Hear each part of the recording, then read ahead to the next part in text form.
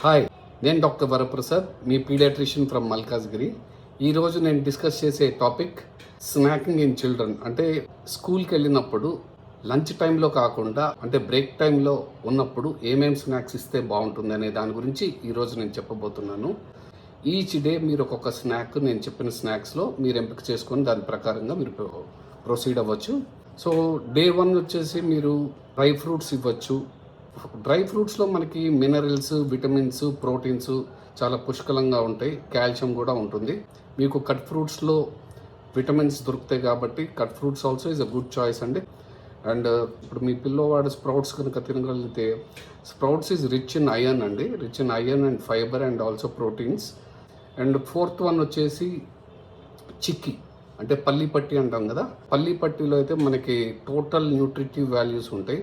Like iron, calcium, proteins, carbs అన్నీ దొరుకుతాయండి.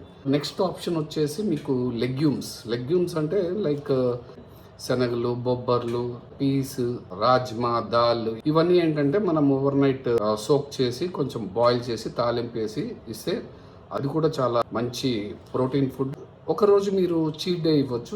మీరు ఇంట్లోనే చేసిన చిప్స్ ఇవ్వచ్చు అండి, బయట కొన్న చిప్స్ ఇవ్వద్దు. మురుకులు, చెక్కలు, చక్రాలు ఇవి కూడా ఇవ్వచ్చండి.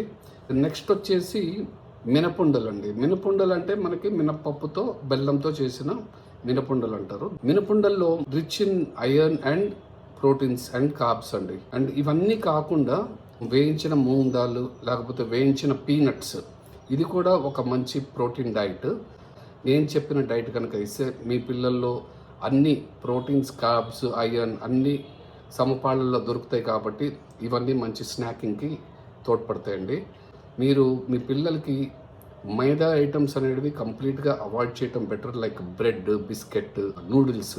మీరు పిల్లలకి స్నాక్స్ ఇచ్చేటప్పుడు స్టీల్ ఆర్ గ్లాస్ కంటైనర్స్ వాడండి, ప్లాస్టిక్ వాడద్దు. ఓకే, థ్యాంక్స్ అండి.